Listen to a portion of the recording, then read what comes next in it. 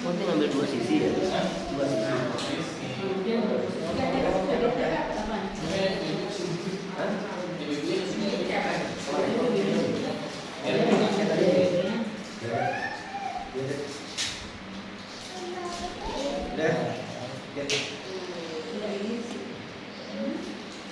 Maksudnya main video ini? Iya. Kita main? Ya,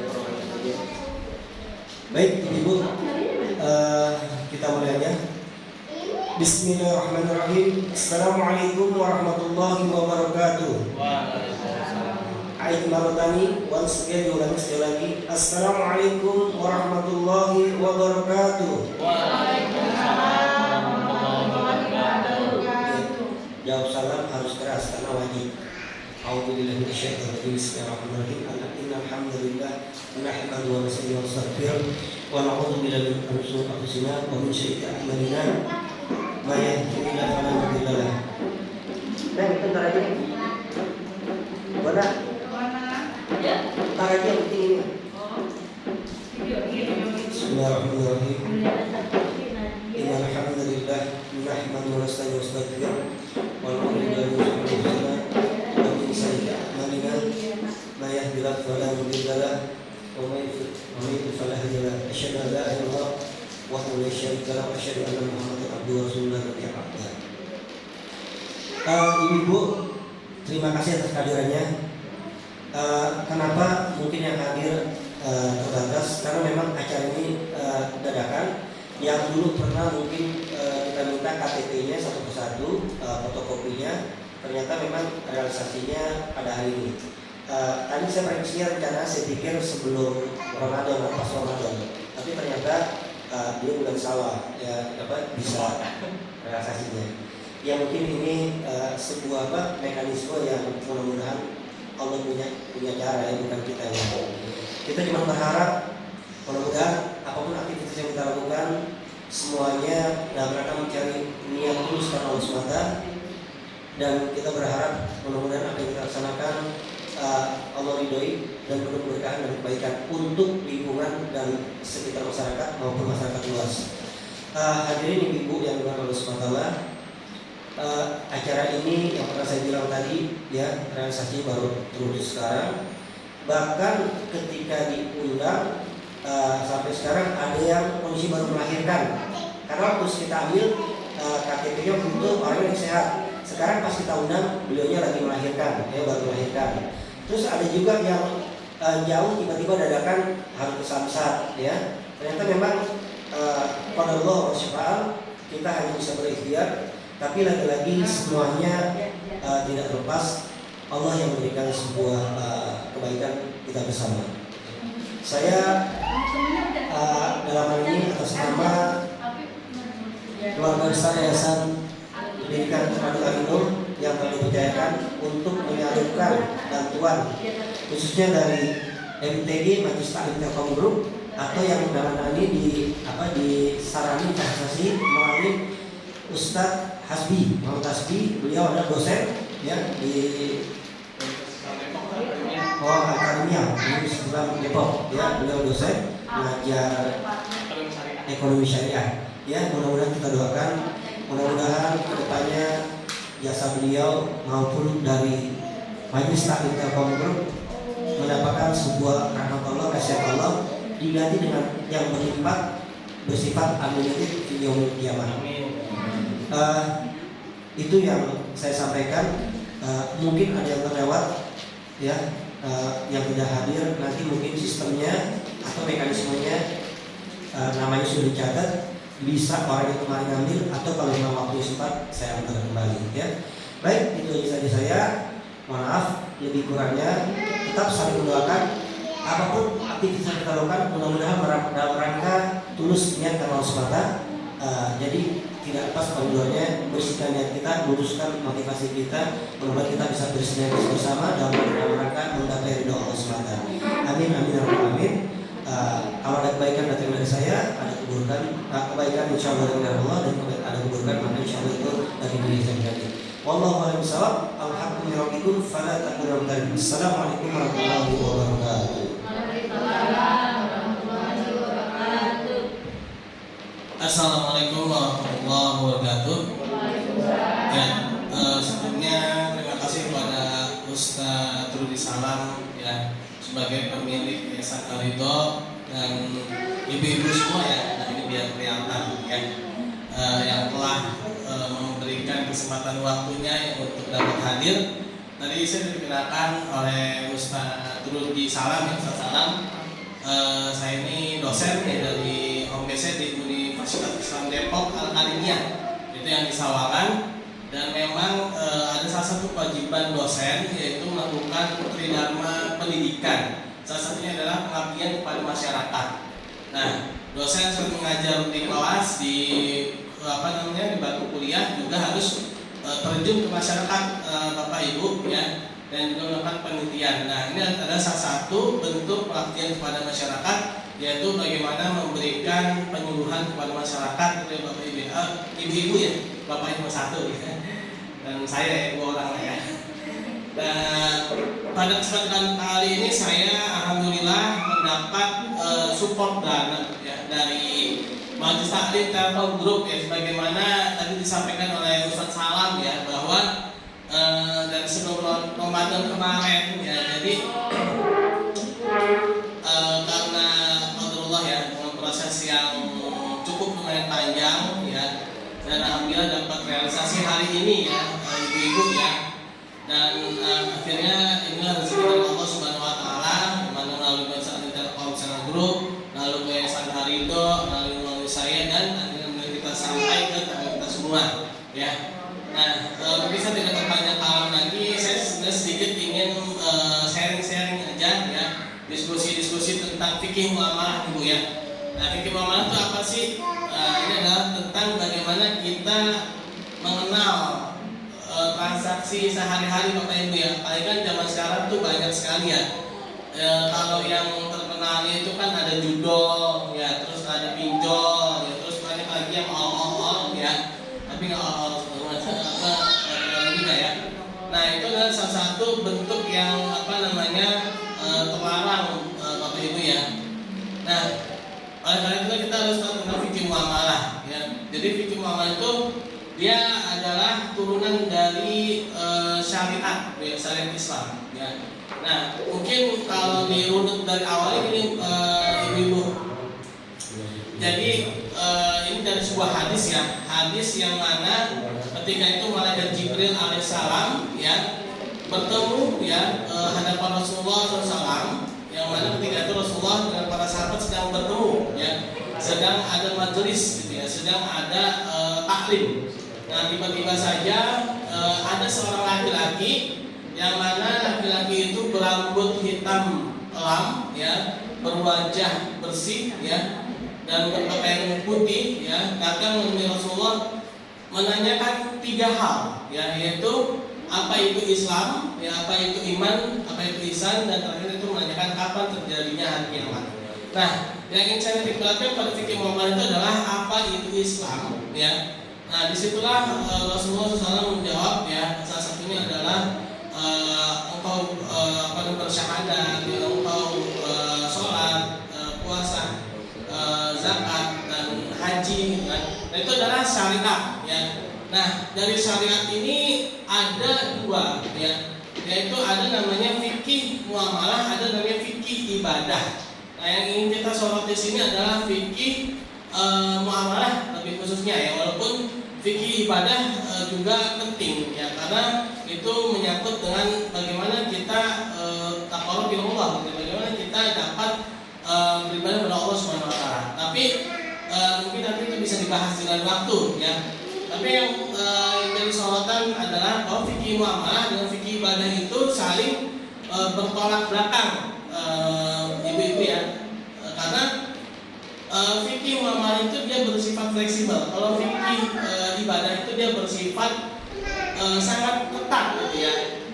Tapi di dalam apa namanya, kalau bahasa agama itu sabitoh gitu ya, istilahnya itu ketat gitu ya. Tapi kalau muamalah itu dia bersifat fleksibel. Karena kaidahnya itu kalau dalam muamalah itu al-aslu fil muamalatil ibahah ya, bahwa dalam muamalah itu sifatnya itu adalah boleh atau mubah. Tapi kalau dalam ibadah al-aslu fil ibadatil haram ya, bahwa hukum asal dalam beribadah itu adalah haram ya. Nah, haram kecuali kalau ada perintahnya. Jadi misalkan di sholat subuh kita diperintahkan 2 rakaat ya. Jangan coba-coba sholat subuh 3 rakaat, 4 rakaat yang haram hukumnya. Haram perintahnya cuma 2 rakaat. Bukan berarti kita lebih-lebihin jadi Allah senang, enggak. Justru Allah malah bisa jadi murka, ya kan? Disuruhnya 2 rakaat, kalau kerjanya 4, ya kan? Ya kalau itu 2 rakaatnya sholat sunnah, yang beda ya. Nah, kalau dalam muamalah itu justru hukum asalnya adalah boleh. Ya, tapi kecuali kalau ada dalil yang melarangnya, ya. Nah, dalam muamalah ini karena dia sifat asal itu boleh, maka kita harus mempelajari apa-apa saja yang dilarang dalam muamalah, ya, transaksi-transaksi yang dilarang dalam muamalah. Nah, transaksi yang dilarang dalam muamalah itu ada yang namanya transaksi yang haram secara zatnya. Nah, ini mungkin kita sudah tahu apa itu. Babi, ya, terus homer, apa lagi? Hewan-hewan berkuku tajam dan hewan-hewan buas, ya, dan juga hewan-hewan yang beracun, yang memiliki racun, ya. Nah, itu adalah dia haram secara zatnya. Nah, boleh silakan selamat datang Ibu. Silakan. Selamat datang. Ini saya ngebut ya, ibu-ibu, karena berhubung waktu ya. Ini Pak, benar. Nggak bisa. Nggak bisa. Oh, itu tuh duduk sana tuh. Ini panas. Boleh sebelah aja dah, Mas sama aja. Ya. Lewat.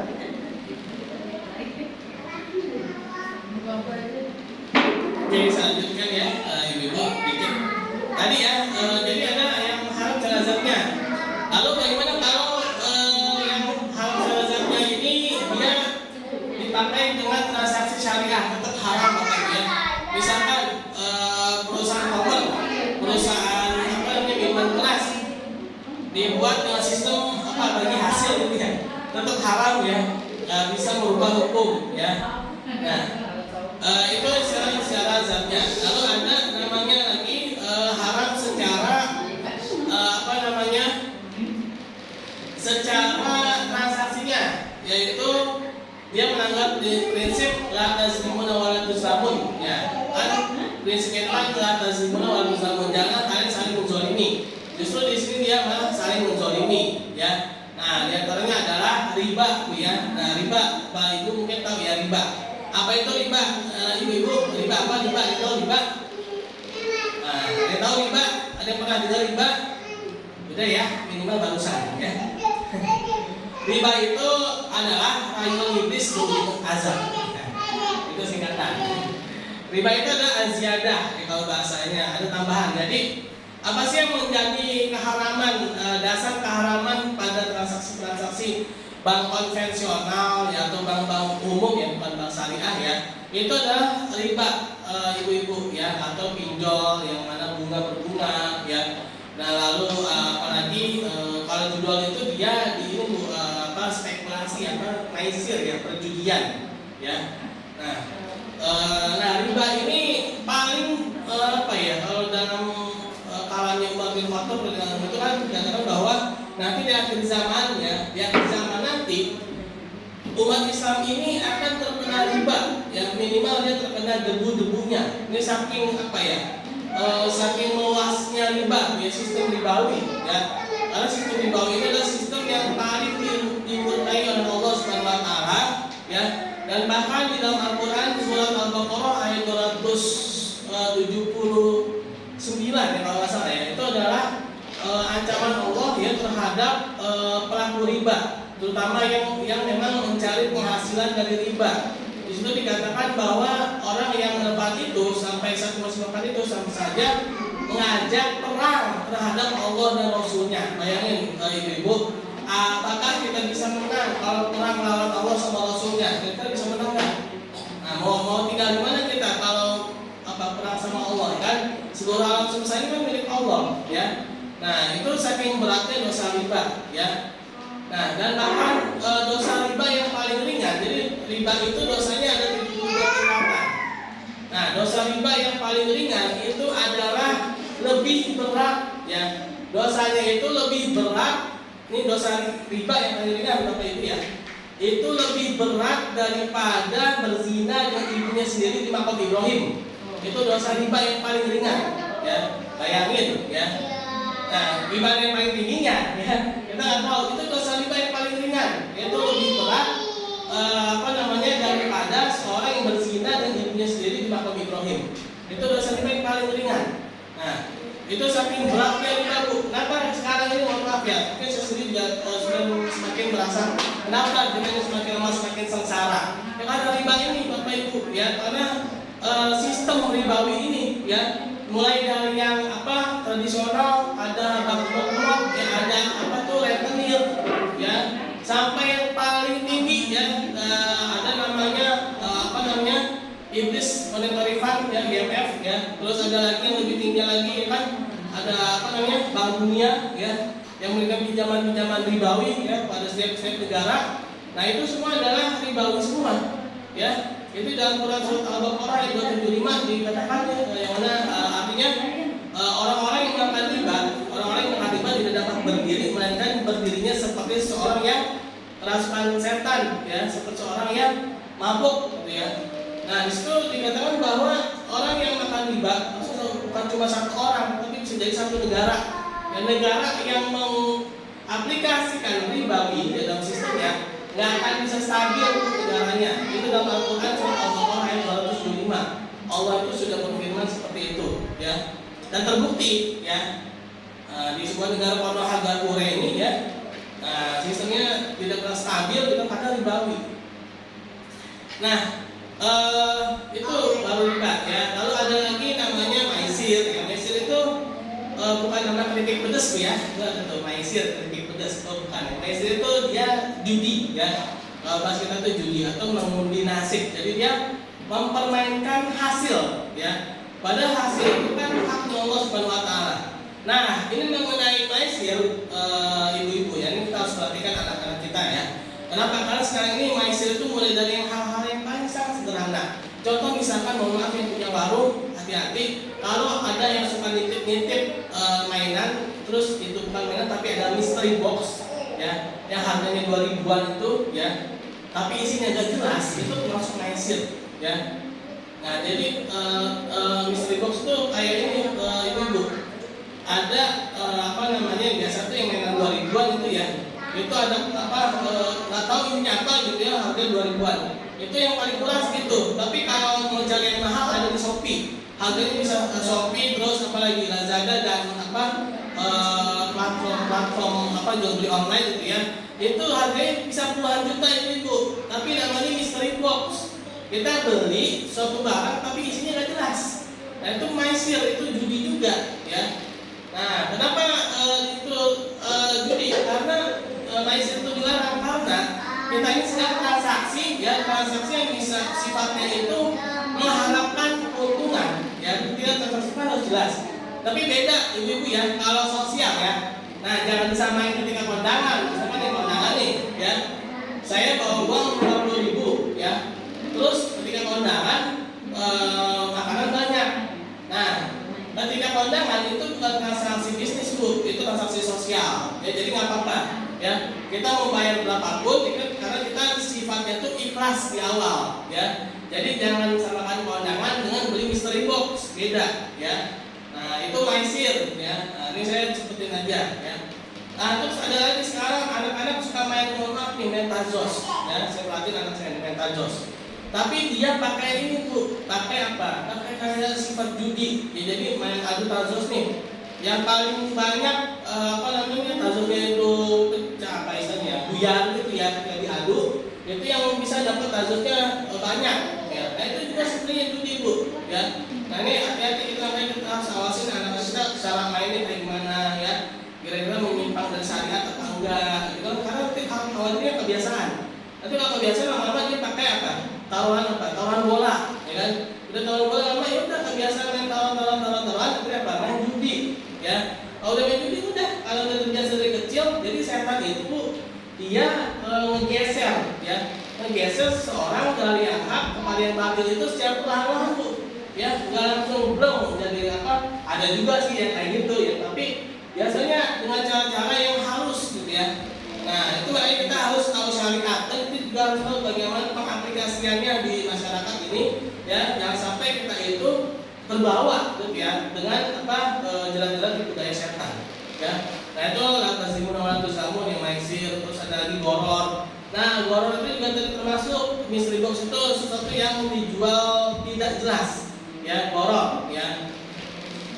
Nah itu juga tidak diperbolehkan. Nah ini biasanya kalau di pasar malam Bapak Ibu hati-hati ya, kalau goror itu suka banyak yang jual barang-barang yang tidak jelas kualitasnya. Makanya kalau di pasar malam itu kita harus jelas banget lihat ini barang ini kira-kira benar apa enggak gitu ya. Nah itu namanya goror. Ada lagi namanya bayi najas. Nah bayi najas ini jadi dia jual beli barang ya, mempermainkan ini seolah-olah banyak pembelinya, ya, jadi seolah-olah banyak permintaannya. Ini juga biasanya kalau yang tradisional itu di pasar-pasar malam. Nah hati-hati ibu-ibu di pasar malam kalau ada orang jualan ramai banget, ya, terus barangnya yang jual tuh nggak jelas atau barang-barang yang kira-kira kita sendiri nggak butuh gitu, tapi kok ramai, itu kan bikin kita penasaran, kan? Akhirnya apa kita nimbrung. Nah itu biasanya si penjual kawan-kawan yang sudah berkumpul di situ sudah menandakan yang mana temannya, yang mana calon pembeli yang asli. Ketika kita ikut nimbrung, tiba-tiba saja kita di apa istilahnya ya, kayak di apa ya, dorong-dorong biar ada yang beli, padahal kita tuh nggak butuh barang itu, gitu kan? Akhirnya kita belilah barang itu, begitu udah dibeli sampai rumah baru nyesel, ngapain sih beli barang ini ya? Butuh juga enggak, ya kan? Nah itu namanya bayi najas, itu biasanya di pasar malam, ya. Nah kalau yang apa namanya yang modern itu di pasar bursa ya, saham ya itu. Nah ada apa? Bayi najas, lalu ada lagi iktikar yaitu penimbunan, ya. Nah ini biasanya ulah-ulah orang-orang apa namanya yang suka menimbun tapi mengharapkan ya, nimbunnya ini mengharapkan untuk mendapatkan kenaikan harga. Jadi dia pengen harganya naik, ditimbun, itu udah harganya naik dia jual. Nah itu juga tidak boleh, ya. Nah mungkin itu apa namanya yang sebenarnya ada lagi banyak ya, tapi yang sering ada di masyarakat kita, ya. Nah lalu ada lagi itu adalah antara minkum, yaitu saling ridho, ya. Berarti apa? Berarti di sini ada ketidakridhoan, ya. Adanya ketidakridhoan. Nah, ini ada contohnya adalah tadlis atau penipuan, ya. Nah penipuan ini terjadi karena ada salah satu pihak atau apakah itu penjual atau pembeli, ya, dia tidak tahu tentang kondisi barang yang dijual, ya. Nah itu biasanya pembeli ya yang apa namanya nggak tahu kondisi barang yang dijual tuh, kalau ke pasar ya hati-hati kalau misalkan ada orang jual apa misalkan biasanya yang bapak-bapak ya yang suka main burung gitu ya. Nah itu harus tahu itu, ya, jangan sampai ada orang yang transaksi barang yang dijualnya itu nggak jelas. Nah itu tadlis, ya. Nah ini biasanya yang korban tadlis ini biasanya orang-orang baru, ya, yang baru tahu, ya, baru kenal dengan lingkungan, ya, tapi dia belum kenalan, jadi biasanya kena tadlis, ya. Nah itu mengenai transaksi yang dilarang, ya. Lalu yang ketiga ini ya, itu adalah rusaknya akad, ya. Akad itu rusak. Salah satunya adalah, nah ini kalau kata Imam Syafi'i, ibu-ibu, transaksi anak kecil itu nggak sah, ya. Transaksi anak-anak yang belum apa namanya balik, ya, itu tidak sah. Yang belum balik dan belum mumayyiz, ya. Jadi balik dan mumayyiz itu beda, Bu, ya. Kalau balik itu dia sudah apa namanya dewasa, gitu. Apa ya? Nah mumayyiz itu, ya. Jadi mumayyiz itu dia bisa membedakan, nah mumayyiz itu dia bisa membedakan yang benar dan yang salah, mumayyiz, ya. ada orang udah balik tapi nggak mumayyiz, ada, ya. Nah, ada orang sudah mumayyiz, ya, tapi dia belum balik. Nah, itu ada. Nah, jadi balik dan mumayyiz itu beda sebenarnya, ya. Nah, ada yang bilang gini, kalau udah disunat berarti udah balik buat laki-laki, Bu, ya. Tapi enggak juga, enggak, ya. Nah, itu ada tanda-tandanya sendiri lah kalau balik, ya. Tapi kalau mumayyiz itu, ya, seorang anak ya itu bisa mumayyiz bisa lebih cepat ketika dia banyak mendapat informasi, ilmu pengetahuan yang banyak, itu bisa jadi lebih cepat mumayyiznya, ya. Nah, itu apa namanya, transaksi yang rusak, yaitu transaksi anak-anak, ya. Kata Imam Syafi'i tidak sah, ya. Karena kenapa? Karena anak-anak itu belum memiliki akal, ya. Nah, lalu yang kedua adalah transaksi orang gila. Nah, ini, ya, ibu-ibu, ya, saya dulu punya teman, ya, teman saya itu suka ngerjain, ya, temennya kalau lagi mabuk. Nah, ini udah nggak sah sebenarnya, ya. Kita jangan ambil kesempatan mentang-mentang ada orang mabuk pakai barang-barang bagus, ya, kita beli itu murah-murah, ya. Sebarin tuh topiknya tuh 500 perak, gitu ya. Kenapa orang mabuk tuh, ya, mau aja gitu kan, bayarin, kan, gitu. Dia udah sadar mabuk, ya kan, kemudian sadar, dia kan bilang, itu topi saya, saya beli barusan para kamu. Nah, yang namanya orang mabuk, ya, kan, walaupun dia sadar nggak sadarnya kebiasaan mabuk, biasanya ini tetap aja tuh, ya, apa namanya, ya, kayak orang bangun tidur lah, ya, Bu, ya. Itu kayak orang bangun tidur, ya, kan, masih istilah itu masih jet lag kali, ya, habis turun pesawat gitu, ya. Nah, itu transaksi orang yang tidak punya akal, ya. Lalu transaksi orang mabuk, ya. Lalu yang terakhir adalah ada namanya two-in-one. Nah, bahasa two-in-one, dua jadi satu, ya. Nah, two-in-one itu jadi transaksi yang memadukan, ya, dua perlakuan dalam satu barang yang sama. Contoh misalkan ada tukang nasi goreng, Bu, ada tukang nasi goreng. Nah, tukang nasi goreng ini kenal sama saya misalkan, ya. Terus saya suruh anak saya beli nasi goreng. Nah, beli nasi goreng, nak, bilang bapak yang beli. Nah, maksudnya apa tuh bilang bapak yang beli? Maksudnya biar dibanyakin, gitu kan. Nah, jadi dia mengharapkan, ya, kalau dia beli itu ada perlakuan yang beda atau ada kualitas yang beda, padahal dengan harga yang sama. Nah, ini namanya two-in-one. Ini nggak boleh, Bu, ya. Jadi siapapun yang beli dengan harga yang sama, ya, kualitasnya harus sama, ya. Nggak boleh dibeda-bedain, wah, ini Pak Haji nih yang beli nih, banyakin, gitu, ya. Jangan, Bu, ya, harus sama, ya. Nah, ini temen nih, banyakin, enggak, jangan, ya. Kecuali kalau, ya, memang acaranya nggak acara sosial, ya, misalkan tadi kondangan, tamunya Pak Haji nih, centongin yang banyak, gitu kan, atau apa, misalkan lagi apa, misalkan takziah apa gitu, ya. Nah, kasih berkatnya biasanya kan kalau ustadz itu berkatnya lebih banyak, ya, itu nggak apa-apa, ya, itu sosial, ya. Tapi kalau transaksi bisnis, nah itu harus sama, nggak boleh beda-beda transaksi bisnis, ya. Nah, mungkin itu, ya, sedikit, ya, dari saya. Mungkin nanti bisa lanjut, ya, mohon doanya, ya, ibu-ibu, ya. Kalau bisa lanjut berarti ada lagi, ya. Mohon doanya, ya, semoga Allah SWT mempermudah, ya, mempermudah kita semua, ya, bisa mempermudah rezeki kita semua, ya. Dan mungkin saya tutup dengan doa subhanallahu wa bihamdihi asyhadu an la ilaha illa anta astaghfiruka wa atubu ilaik. Assalamualaikum warahmatullahi wabarakatuh. Ini sudah apa sih, Bu? Oh iya, penutup habis itu simbolis kan, ya. Tutup dulu kali, ya. Baik, alhamdulillahirobbilalamin. Mudah-mudahan apa yang disampaikan oleh Ustaz Muhammad Tasbi dapat memberikan sebuah manfaat dan pemahaman utuh, dan yang mahal kita dapat mengapresiasikan dalam kehidupan sehari-hari.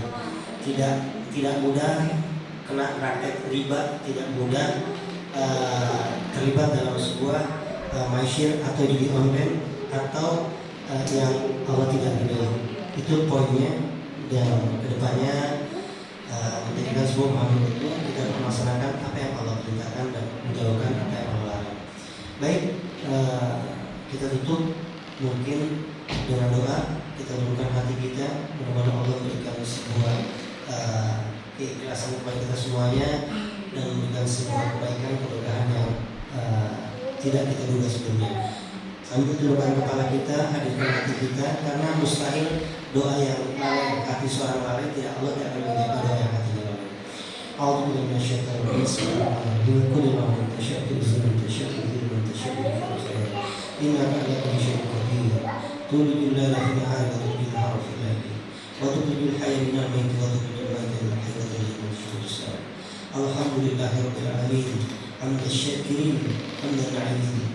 أن يعافي نعمه ويكفر مزيدا يا ربنا لك الحمد لك الشكر كما ينبغي لسلطانك اللهم إنك تعلم ذل القلوب قد استمعت لنا عادتك والتقت لطاعتك اللهم رب العالمين وأمن الخائفين ومضل المتكبرين وقسم الجبارين يا الله تقبل دعانا واجب نداءنا اللهم إنك تعلم الغاسلين قد اهتدوا على الطعام وغسلوا حقنا تغفر بلا فاحسن فلا فساد اللهم اغفر المسلمين والمسلمات والمؤمنين والمؤمنات الأحياء منهم والأموات إنه قريب مجيب الدعوات يا قريب الحاجات يا قريب الحاجات ya Allah semuanya kami berkumpul mereka cinta kepada Allah satukanlah hati-hati kami untuk kebaikan Allah ya Allah semuanya kami berkumpul cinta kepada Allah rapatkanlah hubungan ukhuwah di antara kami Allah dengan kasih sayang dengan tulus dengan tumanina kami dapat bersatu ya Allah ya Allah ya Rahman ya Rahim mulai pertemuan ini kami juga memohon Allah pada saudara kami yang masih mendapat kesulitan mudahkan ya Allah. Ya Allah ya Rahman Rahim, apabila di antara saudara kami ada yang sakit ya Allah, maka berikan kesembuhan yang kebutuhan yang insya Allah akan melaksanakan ibadah di hadapan ya Allah. Ya Allah ya Rahman Rahim, apabila antara kami ada yang urusan yang sangat penting, maka mudahkanlah urusannya ya Allah. Ya Allah ya Rahman Rahim, bantulah saudara kami di Palestina ya Allah. Mereka dibombardir ya Allah. Ya Allah, ya Rahman ya Rahim, mudah-mudahan dengan skill yang kami aturkan ya Allah dapat memberikan sebuah tentara musuh ya Allah, hanguskan musuh-musuh yang kami ya Allah, hancurkan para Yahudi ya Allah, Nasrani ya Allah yang menghancurkan saudara-saudara Palestina ya Allah. Kami tahu mereka sangat kelaparan ya Allah, maka berilah mudah-mudahan kebahagiaan kami ketika mendapatkan bantuan ya Allah. Berikan juga mereka merasakan kenikmatan di sana ya Allah. Rabbana taqabbal sami alim wa tub alaina innaka antal rahim. Rabbana atina fid dunya hasanah wa fil akhirati hasanah wa qina adzabannar. Subhanallah walhamdulillahi rabbil alamin. Kita tutup dengan doa kafaratis warahmatullahi wabarakatuh. Sekali lagi terima kasih atas kehadirannya dan mudah-mudahan dapat manfaat walaupun sedikit. Jangan dilihat dari nilainya ya, tapi jangan dilihat dari harga dan nilainya. Mudah-mudahan yang memberi ikhlas majelis taklim Telkom ya. Ya sebelum saja TG itu Telkom Group. Telkom Group simbolis siapa ya? Budia sama istri Pak Ida ya. Di foto nih ya. Di foto nih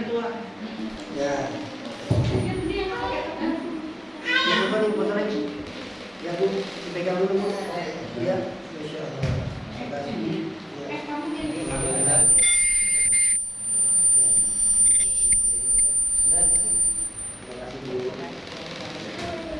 Berikutnya kemudian semoga bermanfaat.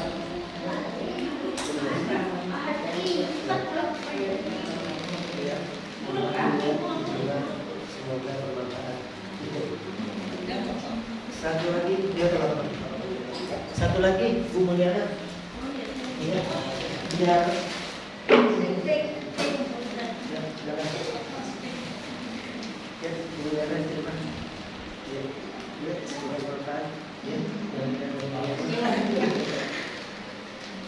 ya, kemudian satu lagi Bulani.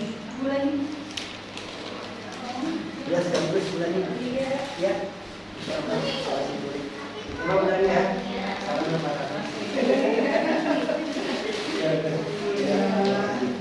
Ya, Budia, kalian rasanya apa? Atau enggak? Ya, sampai sini.